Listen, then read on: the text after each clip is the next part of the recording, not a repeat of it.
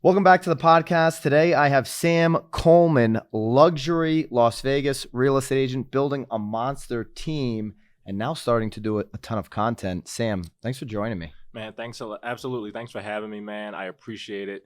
To say the least, 2021 coming into 2022, it was not what I expected, but I'm extremely grateful for it, for sure. Man, I heard your story a couple of weeks ago, maybe a month or two ago, and that's when I reached out to you.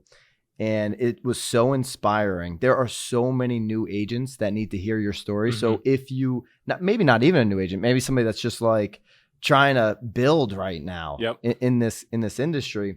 And so you want to listen to this whole podcast all the way through, man, because you're going to have some gems to share. So why don't you just tell us, your former NBA player. Yep. Tell us how you got started in real estate, like your whole journey, because it's fascinating. Spend a little time digging into leading up to getting into real estate. Gotcha. So in 2010, I entered the NBA draft, went undrafted, had a shot with the Houston Rockets in 2010, and I tore my ACL my rookie season here, training with a few NBA teams here in Las Vegas during the NBA Summer League. And thought life was over. Is that how you ended up in Vegas? Yep, that's how I ended up in Vegas. Yeah. Actually, because you're from Baltimore, right? I'm from Baltimore. Yeah. When I got my shot in Houston, I had never been to Vegas before. So I went and worked out in Houston, and the scout from the Rockets, BJ, basically said, you go work out with John Lucas. If he says you can play, you can play. So I went and impressed John Lucas, impressed BJ. Next week, I ended up at the Toyota Center, and I'm there with Yao Ming. Craziest thing. And I went to a mid-major Division I school. So, I think I averaged 6 points and 2 rebounds a game. So nothing significant. You got to give us a Yao Ming story once you're done. Oh yeah, for sure. Give us a Yao very story. Very super cool guy. But so I get there and everything is great, and I get invited to come train and work out with these all these top tier players from all the biggest Division I schools, and it was so surreal. I get here, day one, tear my ACL, dream shattered. Literally, I thought the world was over. Yeah. So then my agent at the time, he said, Sam, we have opportunity for you to come back. You're going to be great, et cetera, et cetera. Then bam, 2011, the NBA lockout happened. So no contact with players. So then it's this mad dash for me. I'm start panicking, and my agent's panicking. Everybody around me is panicking. This kid was under the radar. This is one shot. And with well-intentioned, everybody wanted me to get back into the game. So I rushed back and I played in the G League. Well, I wasn't ready to play in the G League. Nick Nurse was my coach at the time, probably one of the best coaches I've ever had. Took me from being just a big man that could run and jump, and then now that was taken away from me, I became a shooting 6'10" big man. So he taught me how to shoot the ball well, and I just wasn't athletic anymore. So at that time, they didn't need a 6'10" three-point shooting big man that couldn't rebound. Well, fast forward, then you have Dirk, you got KD, you got all. If you're 6'10", and you can't shoot, you don't even belong in the league at this point. Yeah, now. So now, right? So it was a little early in the process, but as I started to play overseas, played a bunch of different places, and in 2015 went to the G League again. My agent, I just thought that this was it. This was my shot. He said, Sam, I need you to shoot 40% from three, give me 8 to 10 rebounds a game. You're going to get your call up. Bet, let's go. I get to training camp, I get cut again. I come home, cry to my wife, kick, scream, this is over. I'm mad at God, mad at everybody. And one of my buddies that I used to train with here, he said, dude, if we don't get another job, what are you going to do? And I said, man, I'm probably going to get in real estate, man. I'm going to help my wife's grandmother set up for this open house this weekend. She asked me to just carry the table and for her. I didn't even know what an open house was at the time. So the weekend comes. And who was this? My wife's grandmother. Yep. She was in real estate for how long? 9 years at the time. Okay. But she did it part-time. Yeah. So I had no idea. And I carry the table in, and she just arbitrarily throws out, Sam, when I sell this house, let me get a check for $30,000. I said, all you're doing is setting up this table, and you got these stale cookies from Sunday dinner, and you're gonna make $30,000? Where do I sign up? Yeah. So I started doing my discovery, this whole process, and I just committed that this is going to be my plan B. I took a job in Mexico to go play, and the whole management of the team folded. They didn't pay, and I got hurt, so I couldn't go get another job. I got hurt, and I didn't get paid. Came back home, called my agent. Don't call me no more. I'm done. I'm retiring.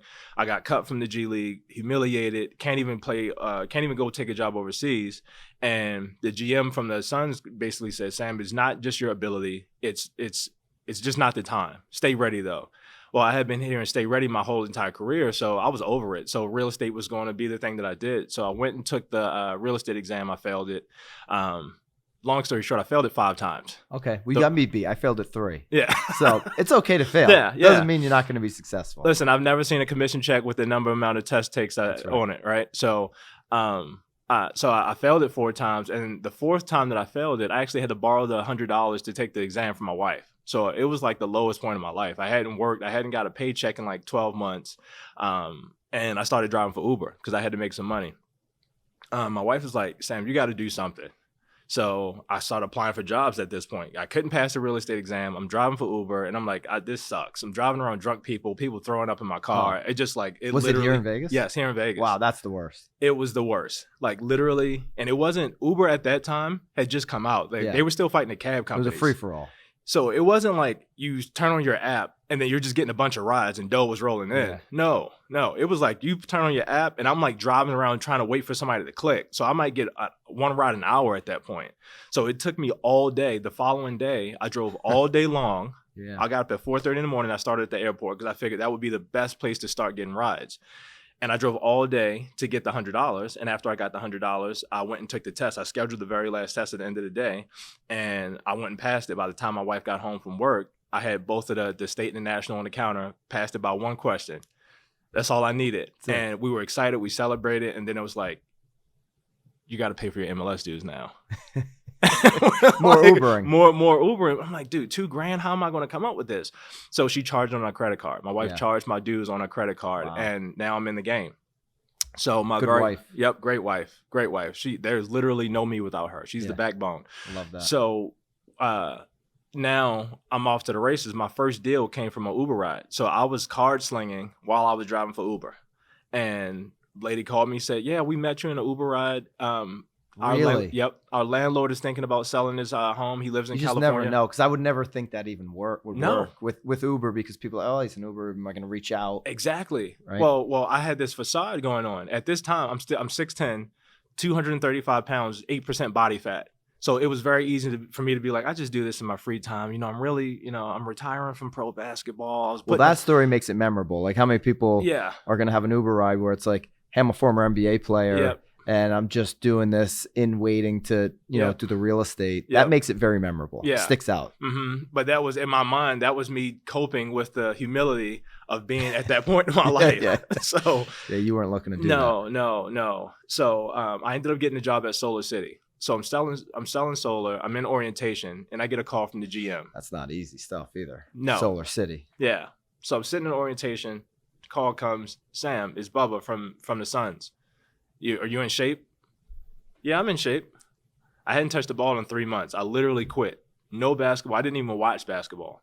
I actually just started back watching the NBA like 2020, like during the bubble. But I said, yeah, I'm in shape. He said, all right, we're going to fly you to Dallas. We're going to send you over the contract. We'll fly you to Dallas. You're going to play in Dallas on Saturday. Fly to Dallas, play like trash, 0 for 7 for 3, 1 rebound. I'm 250 pounds, all muscle, because I did no cardio, and I was just angry weightlifting. And I was back in Vegas again on Monday. Now I'm really angry. And the emotional roller coaster just changed me so much to the point where, like, it haunted me. Everywhere I go, it's just standing in public, standing in Target. Somebody's like, oh my gosh, you're so tall. Do you play basketball? You got to play basketball. And I'm like, no, I do not play basketball. I just started being angry, and I just I didn't know what to do with it. I'm sure if you had a commission check for every time you've heard that, oh man, you wouldn't even be in real estate right now. No, man, right? We should figure out a way to make that, to monetize that. A question asking monetization. That's what we need. But yeah, man, it came down to me taking all that energy and all that frustration, and then I had to put it somewhere. So all I know how to do is work. So I was never super talented playing basketball. I got my opportunities based on my work ethic, and I show up early, stay late. This is why I was so excited about having you on the pod, and your story inspired me, because I started thinking about, how I got into real estate. I went through bankruptcy before I got into real estate. I'm like, this guy's been through adversity. These are the kind of people that make it. And when the adversity sticks with you, that's when you really make it. Yep. And you already had the hard work because NBA and all this kind of stuff to put in there. So I hope you guys this is going to get even better. I hope you guys are really listening, because Sam has so many things to share with everybody. You mentioned in there, didn't say 5 times that I took the real estate license, Mhm, right? mhm. And I think of Eric Thomas. You know who Eric Thomas Yep. is? I listen to him every day I work out. Do you really? Mm-hmm. So did you ever see the video? He's in Michigan State. He's Mhm. talking to like a group of maybe 20 kids. Yep. His original video when he popped off Mm-hmm. talks about how you got to want it as bad as you want to breathe. Yep. That video I must have watched every day for a year straight when I got into real estate because my back was to the wall. I had no other options. Yep. Similar to you, my wife married me when I had no money, bankrupt. Yep. I was getting into real estate sales.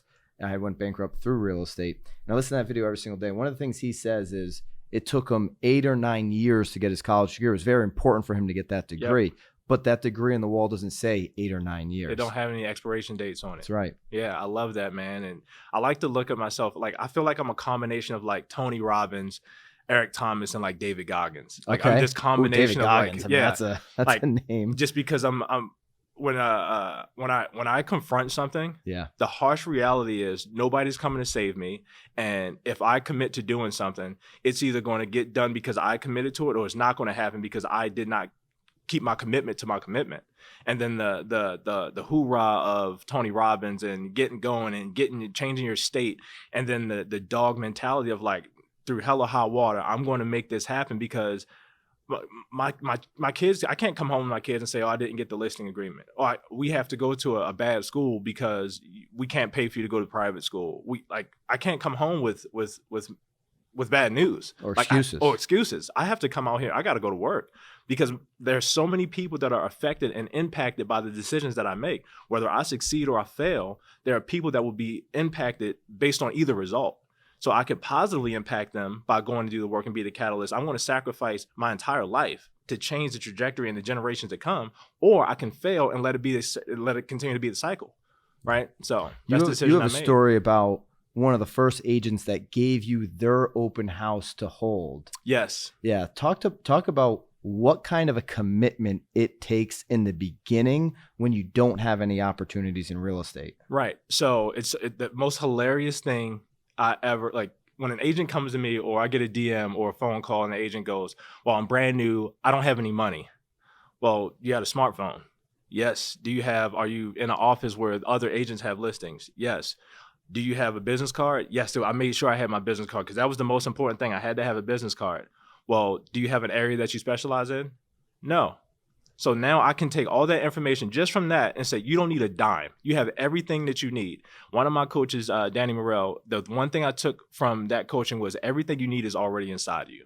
So I took that philosophy before, like, unconsciously even knowing it at the time. When I got started, I said I was at KW, and everybody preached cold calling and door knocking, calling expires and FSBOs. And I was getting my face beat in. I'm like, this just is not working for me. Like, nobody knows I'm 6'10". This is my secret weapon. I'm a big guy. I'm memorable.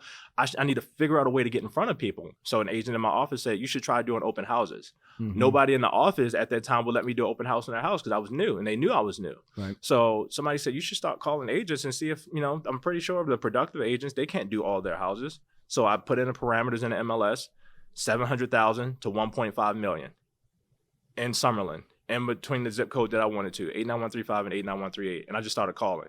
Like, I was getting hung up on, people laughed at me.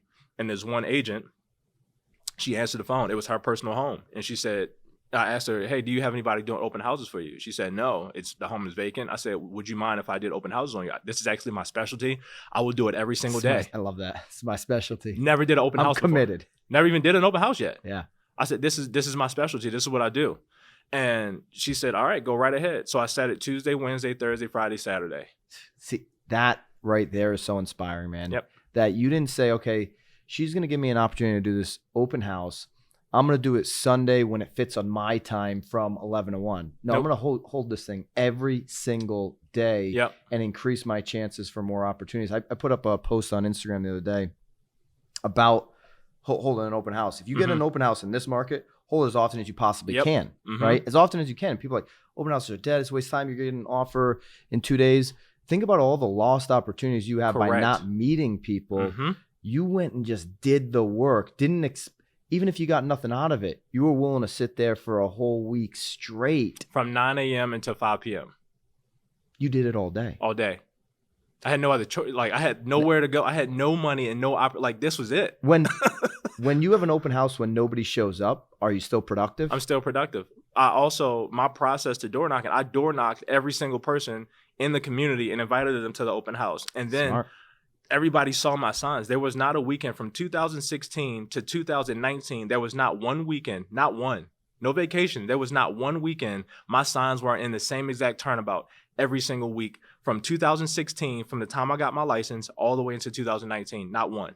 I never skipped a weekend.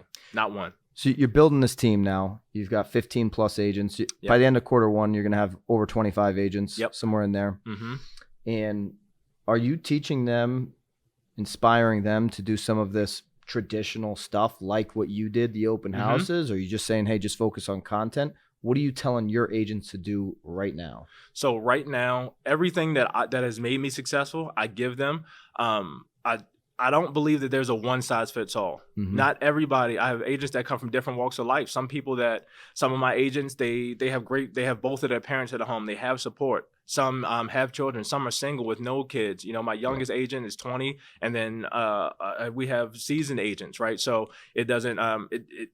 There really isn't one way to do it. What I teach is a way, not the way. But we figure out through personality tests, through discovery, through meeting with them to figure out where they may best be suited and how they communicate. We role play 5 days a week, and then we do what's called Hell Month. So we go through a series of activities through Hell Month. What a great name. The first 30 days to see name. the level of commitment Yeah. and what they even gravitate toward. And they say, well, I didn't like this as much. I didn't like that as much. I really love doing this. All right, so now let's figure out a way to make you successful in that particular area. You don't have to be me. I understand that not everybody is willing to go through what I want to go through.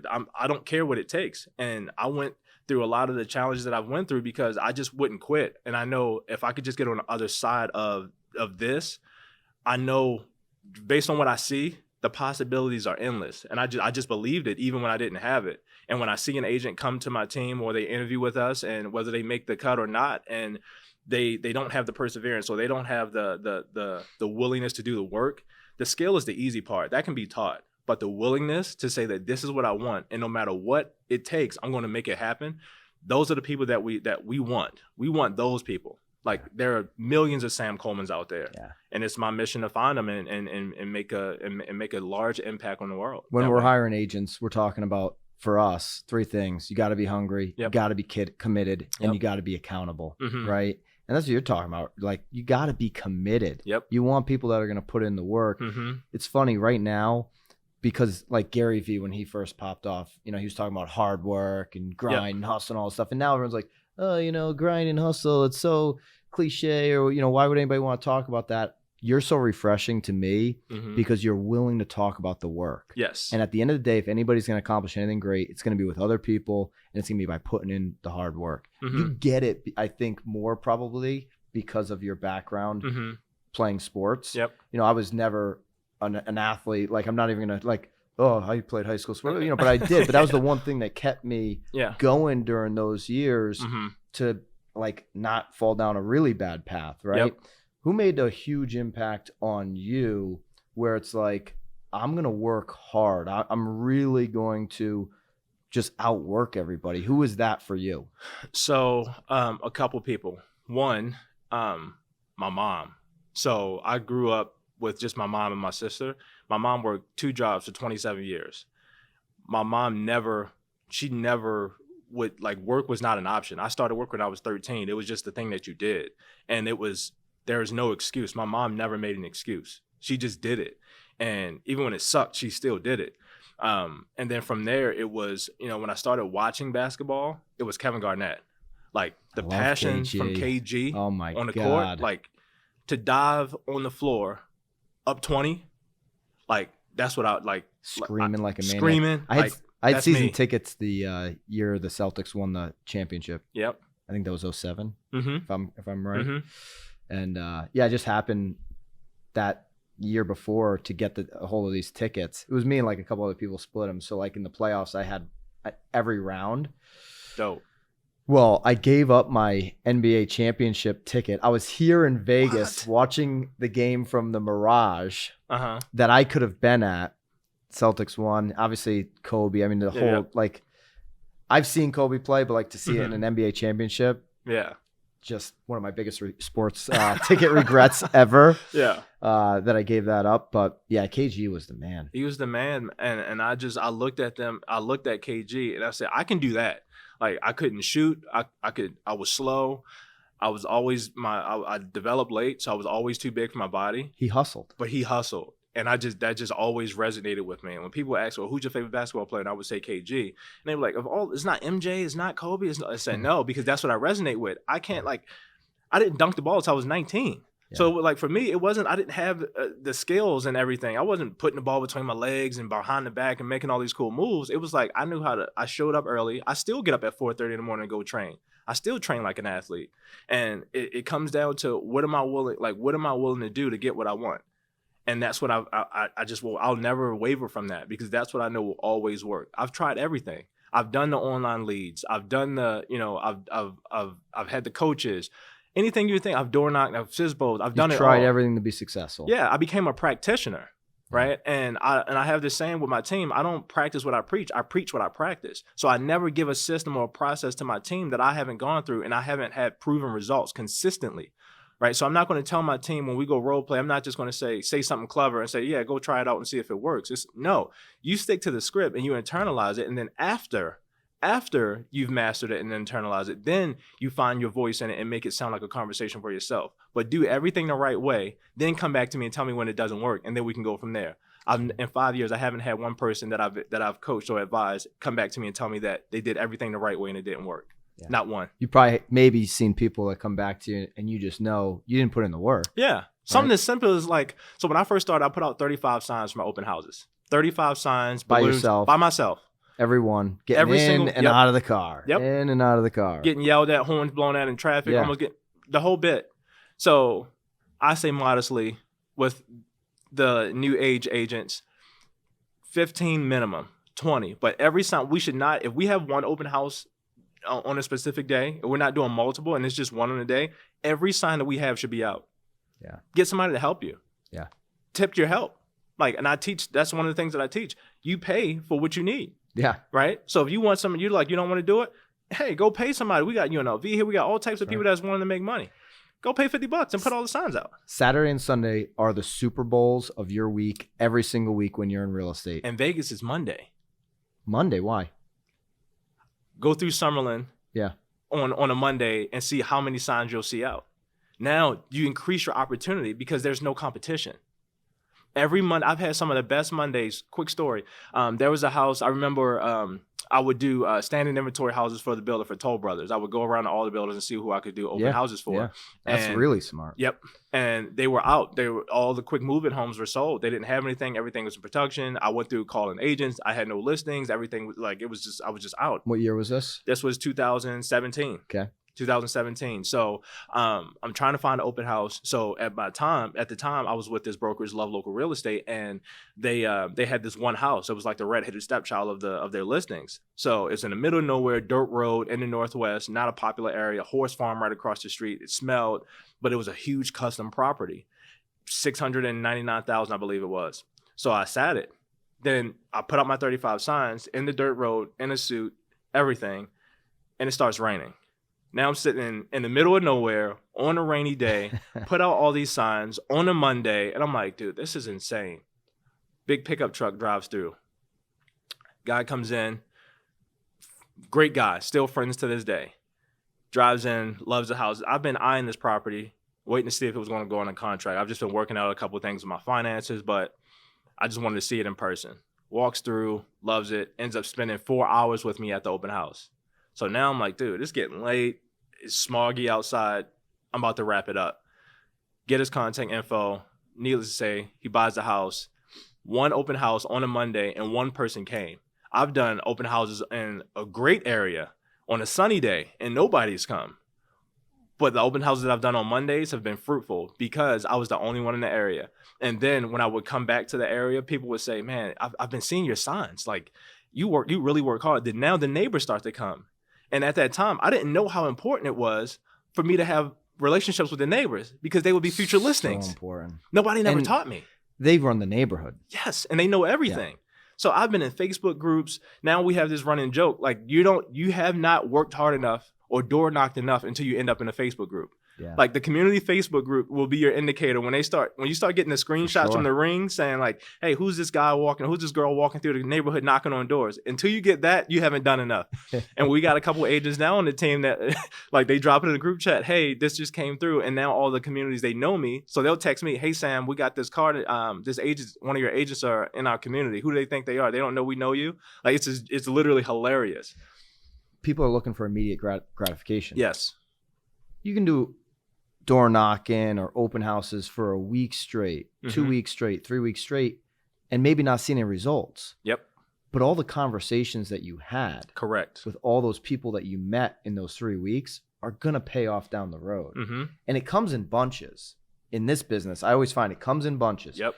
When you're putting in that level of work, eventually something's going to break and 3 or 4 opportunities are going to come at once. Like when a baseball player gets hot at the plate, they could be 0 for 28 and then all of a sudden keep swinging, 4 for 4, 3 for 4, 4 for 5, right? Yep. 3 games in a row, it all comes together. Yep. That's what momentum. Exactly. By doing the same thing over and over and over again, being seen, meeting more people, that's what makes the great agent from the agent that flakes correct out. It's so simple, and I tell a few agents are starting to get it, and it's recognizing patterns, being able to recognize a pattern, utilize that pattern, and then recreate the pattern. What I mean by that is what you said was conversations. So I had a one-on-one with an agent. I went on a listing appointment with one of my new agents yesterday.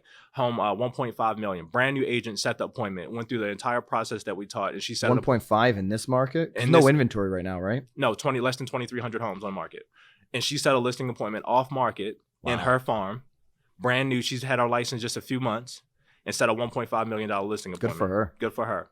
And we looked at her conversations, how many phone calls she made. She's not a door knocker, she's a phone caller. She's way better on the phone. Yep. And we found that out through her Hell Month. Yep. So she's on the phone. How many phone calls did you make versus how many conversations, and how many conversations did it take for you to get the appointment?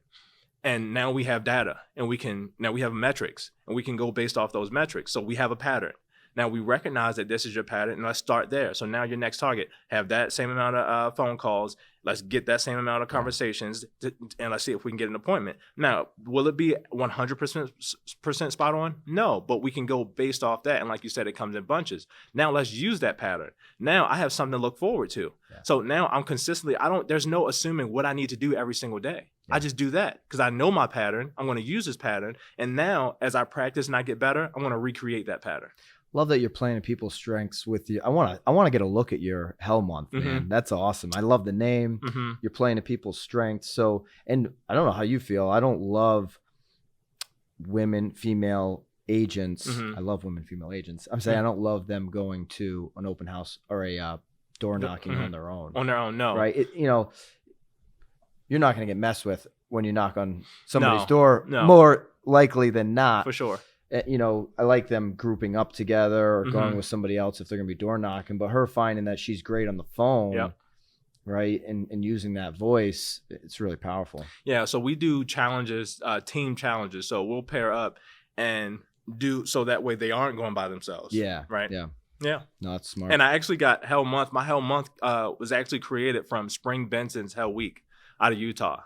So White Spring, I went to a talk that she had, and she was talking about systems and processes and how she became the #1 agent. And I was so impressed with her. So I just had a conversation with her about what she's doing and how she was able to scale, et cetera, et cetera. And for me, I never wanted to be a leader. I never wanted to be a team leader. I just wanted to make my money, take care of my family, change a couple generations and just fly under the radar. But I started to find that like I had a bigger purpose than just selling homes, and just talking to her, it's become magnified and magnified and magnified. So we just took what she had in a short period of time, and we put it over through a month. And some of the hiring metrics that she used, we just did that on the front end. We do it on the front end just to make sure that we're doing our due diligence, because it's not a matter if an agent is meant to join a team. It's more so, are they meant to stay? Yeah. Right. So we don't lose money as much when an agent joined the team. We lose money when they stay and they become a cancer and not productive. And then, they start to bring the morale of the team down. So we want to find that out early on if they're meant to stay. By deciding to become a leader in this industry, you're going to impact so many people, man. This is just the beginning, I can tell. Like just the way you roll, man, you're going to impact a whole bunch of people. I'm sure that everybody on your team right now is super thankful to be a part of what you're building right now. Man, it's the craziest thing ever is to, I remember having this epiphany. We were at about 8 agents, and I had 2 admins, my content manager, and ops manager, and a business manager sitting in a team meeting. And I remember walking into the office, sitting there, and everybody was looking at me. And I had this really brief moment of imposter syndrome of like, dude, I used to drive for Uber. Like, why would, like, I didn't make it to the NBA. Like, I didn't, like, I don't belong here. Like, why are they coming to me for advice? I'm just trying to make it and take care of my family. Why are they, what? And then the more and more I tried to run from it, the more of a magnet I became towards it. And everything that I thought that I wanted originally, it was just the very foundation of what I was called to do. Like my true purpose, and like you said, impacting so many more people. It has nothing to do with what I want, but everything to do with what I can do for other people. I mean, it blows my mind. You're calling yourself an imposter syndrome because you're so, just listening to you, you're so detail oriented. You've thought of everything. You've thought through everything. You've tried everything. You figured out what works, all the way down to like, I'm going to look good. I mean, you're suited up. You were talking about being in a suit out there on that farm property, right? Yep. Like you strike me as a guy that's always suited up. How important is it for agents to go to that level of detail? How important is it for agents to look good, talk good, play good in real estate? It's paramount, because my first $1 million sale, it came 4 months after me being in the business. One of my favorite scenarios ever was me being in this open house. It was a production home by Toll Brothers. It was their red-headed stepchild. I should probably coin that. I get the ugliest houses sold. I should probably, but they couldn't give this house away. So the sales agent at the time allowed me to do the open house there. And at the time I was driving a black Chevy Impala. The spoiler had flew off, so I had the holes in the back from the missing spoiler. It smelled like cigarettes. I never smoked cigarettes, but it had holes in the back. This damn room over here smells like cigarettes right now. I'm calling Mandalay. I'm like, man, you guys got to do something about this. They came up with a fumigator yesterday. I'm like, I'm switching rooms today, man. We're just doing the podcast in here. I can't take it. Dude, it was bad. Yeah, right? I can't take the smell. I didn't have a lot of money. I started making a little bit of money, but all the money from the commission that I was making was just getting me back. I was trying to get back to zero. I was negative at the time. So I had the big ties that weren't proportionate to the collar. Hey, you look good right now. If you're watching this podcast, you know Sam's looking good. Thank you, man. Now. And I just started, I didn't know how important it was. Like I had a little bit of idea like, at some point that I would get dressed a little bit better. But the client that I met, I had got done putting out my 35 signs, went home, I put a sign on the door, and it said, out putting out signs, agent will be back shortly. So I put out the 35 signs, went home, took a shower because it was sweating. It was hot. It's hot here. Yeah, it's hot. So I came all the way back. When I got out front, I pull up, and I used to park my car down the street because I knew how bad it was. But as I was driving up, they were driving away. So I blew the horn. Hey, do you guys want to see the open house? If I don't blow that horn, they take off. Yeah. And you never meet these people. And I never meet these people. Yeah, for sure. They changed my life. Yeah. And they don't even know it. Yeah. So they go to lunch. They figure something else out to do. Yep, for sure. They had just come back. As we were talking, they had just bought that Cadillac Escalade off the ramp because they had just came into Vegas. They sold their house in Arizona, and they needed a Vegas vehicle. And they left they had bought another property in Arizona and left their vehicles there. And they wanted to buy a vehicle just for Vegas. Yep. They had brand new Escalade that they bought cash. Didn't even know it. I don't blow that horn, millions of dollars just roll away. Right. There's my 30 grand right there. And a lifetime client. And a lifetime client. Is going to be even more valuable. Yep. So I take them through the house. The house was ugly. Everybody objected about the flooring. So we go in, the wife goes, oh my gosh, I love this flooring. I almost fainted. Everybody objected about the backsplash, the flooring. It just, they competed with each other. She absolutely loved it. So in my mind, I'm like, oh my gosh, she loved this house. They're going to buy it. So I asked them, I pre-qualify them. You guys working with an agent, et cetera, et cetera. No. And I'm like, dude, I got a client. I got a buyer. So I set an appointment. I learned how to set appointments from my open houses. So they were like, yeah, we want to look at a couple more homes, but I think this will be the one. So I took them to a community called named The Ridges. It was one of basically the Beverly Hills of Summerlin. And I never even been inside of it before, but I just started to hear about it. Yeah. And they said, hey, hop in our car, we'll drive, because they didn't want to get in my Yeah. my Impala. I don't want to smell like cigarettes Right. either, so I don't blame them. Right. And at that point, you know, the husband started to really, you know, see how committed and how hard I worked, Yeah. and he just liked me. And he said, you know, son, I've been in business, you know, longer than probably your parents have been alive. But what I want to tell you is, if you want to play in this game, you got to look the part. I'm probably had known this guy an hour, and that's what he told me. And I made a very terrible decision. After I sold that house, I went and got a Mercedes. That ain't the part he was talking about. That wasn't the part that he was talking about. No. That's not No. it. So that was the first financial mistake that I made. From after selling $1 million home, I got a $30,000 commission This check. guy just gave me the excuse to go buy my dream car. Yes, and I actually had a Porsche. I had a Panamera for about 2 hours until I called my wife and said I had it. I didn't buy it yet. The dealer swayed me into taking it home to get my wife to fall in love with it. Wow. I called her and told her what happened. She said it better not be home by the time I get there. Smart woman. So I took it back. And then we went together to get the Mercedes, and she still tried to talk me out of it. I said, but look what I just did. And he told me I had to do it. So terrible. Very bad decision. Well, but you just took it to the extreme, right? Yes. I think there's a lot of people right now that, like I said earlier, a lot of people say, oh, don't say the word hustle, don't say the word grind, you know, work-life balance, all that stuff. And there's a whole bunch of other people saying, hey, you should just be whoever you are. Like, you want to wear a T-shirt and shorts to work, you know, as an agent, you get that luxury, go ahead and do it. Sure. I'm more rolling with the advice that you got, where it's like, you want to be the part, you better look the part. Yeah. Because these clients expect a certain level of expectation. Correct. And it's not so much about like the suits or you know, designer clothes and anything. Like I didn't buy anything designer until 2020. Like I had already been making several $100,000 a year, and I didn't even buy myself designer. My wife bought me my first piece of designer clothing. I'm not cheap, but I'm frugal. I was always about like, hey, if you know, like the show Suits. I remember he asked the kid, he said, where'd you get that suit? How much did it cost? He was like, well, it was $200. He said, I paid $500. He was like, for how many suits? He said, 5. You went to the SWAT meeting and got 5 suits. Buy for 4, get $500. one. You know, so I'm like, you know, that's my philosophy. It's just how it's tailored. I don't need to go buy the most expensive suit, right? So that was my philosophy, but I understood after that conversation that I had to change the way that I was perceived prior to me even opening my mouth. Professional presentation. Correct. Because I'm being judged, and being African American in the luxury space. There, first of all, in the real estate space, it's not even that many. In general, it's not that many. Real estate's predominantly white. Yep. It's 58. Last I knew, average age of an agent. Mm-hmm. So you're an outlier for sure. Yep. And I looked at the opportunity and I said, well, how can I make a statement? What do I really love to tell my truth? Well, I enjoy dressing nice. It's not just about the clients. I do it for myself. Look good, feel good, play good. You know, Dion. Exactly. You know? So if I get a fresh haircut, my car's clean, I just have a higher level of confidence. And it doesn't give me the confidence. It boosts the confidence that I already have.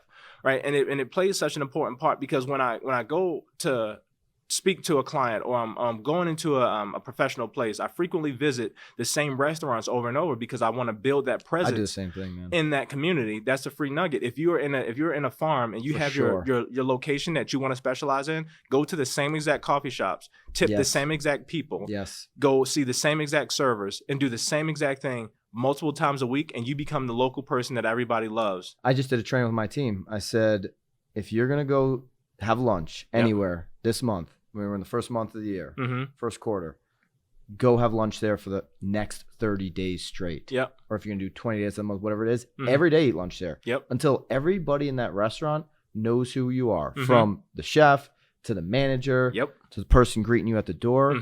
Everybody knows who you are. Now you don't have to go there every single day. You can show up there once a quarter, and everyone's like, Sam, what's up, man? Exactly. Hey, so-and-so's talking about real estate. You got to connect. Well, send the client there. Let me introduce you to so-and-so. Yep. That's how it works. When I send clients to dinner, I say, have you been to X, Y, and Z restaurant? They say, no. Awesome. Do you have time Friday? What's a good time for you to go check out this restaurant? And I still do the same thing. Do afternoons or evenings work better for you? So you want to go in the evening? Awesome. Yeah. How's Friday at 7 p.m. or Saturday at 6 p.m.? Which one would work better for you? Let's do Friday. Awesome. So I have dinner reservations for you and your wife Friday at 7 p.m. You're going to love it. Then they go there. the restaurant, my assistant makes the reservation form and everything. By the time they get there, they come back. She said, man, everybody loves you and blah, blah, blah, blah. So now I have my own hype team and I'm not even at the freaking dinner. Yeah. And everybody talks about how awesome I am without me having to be there. Sam's such a great guy. Mhm. You know what he does for this place, all that kind of stuff. Yes, And absolutely. that's gonna bring so many referrals in the future. Correct. Yeah. It's just small things like that that go a long way. And you're talking about a $250 dinner that is going to potentially bring me hundreds of thousands of dollars in the future. At that time, I didn't know that. I didn't know that it was learned. And as I learned those things, it became just a part of the process of cultivating community. Hey, what's your big goal in real estate? Being an African-American, male leader, young, you've got a real opportunity in this industry. Yep. Most of the leadership, if you look at the Swanepoel top 200 right now, it looks very much the same. Yep. You run through that. You've got a huge opportunity because you are a special leader. I already know that sitting here spending some time with you. I appreciate that, man. What's your big goal? Ultimately, I want to impact the lives of people through whether it doesn't matter the demographic, the race, the religion, the sexuality, or any of that. There's no me without Martin Luther King. There's no Viola Davis without Sojourner Truth. Like, we have that opportunity. I feel like I have that opportunity to make history where, as it pertains to changing the perspective and the lens that people in my culture see life through, like the poverty. And there's nothing wrong with having nice things. There's a way to get it. And the way to impact other people and being of service to other people, it just happens to be the way that I found that allows you to get it a lot quicker.